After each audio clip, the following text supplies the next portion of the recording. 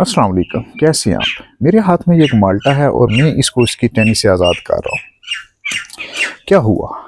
ये जाके ज़मीन से टकराया। हालांकि ये उधर भी जा सकता है, इधर भी आ सकता है, उधर भी जा सकता है, इधर भी आ सकता है और ऊपर भी जा सकता था, लेकिन ये सिर्फ और सिर्फ ज़मीन ही की तरफ गया। सवाल ये पैदा होता है कि ऐसा क्यों हुआ? इस क्यों का जवाब हम दुनिया के दो ज़हीन तरीन इंसानों से पूछते हैं। एक है आइजक न्यूटन। वो ये कहते हैं कि ज़मीन के अंदर एक खींचने की कुव्वत मौजूद है जिसको ग्रेविटी कहते हैं, और उसी ग्रेविटी की वजह से ये जाके ज़मीन से टकराया। इसके बरक्स एक और मशहूर साइंसदान अल्बर्ट आइंस्टाइन, वो ये कहते हैं कि ज़मीन में खींचने की कोई कुव्वत मौजूद नहीं है। बस हमारी इस पूरी कायनात में ऐसे रास्ते बने हुए हैं जो कि हमें दिखाई नहीं देते, मगर उन रास्तों पर हमारी कायनात की हर चीज़, चांद, सूरज, सितारे, ज़मीन, रोशनी, सब चीज़ें उस पर आगे बढ़ती जा रही हैं कुदरती तौर पर।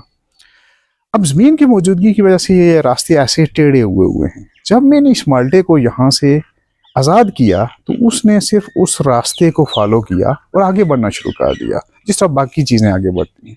बस उसके रास्ते में ज़मीन आ गई और ज़मीन ने उसको आगे बढ़ने से रोक दिया। यानी आप कह सकते हैं कि न्यूटन ये कह रहे हैं कि ये माल्टा जाके ज़मीन से टकराया, जबकि अल्बर्ट आइंस्टाइन ये कह रहे हैं कि माल्टा नहीं बल्कि ज़मीन उसके साथ जाके टकराई।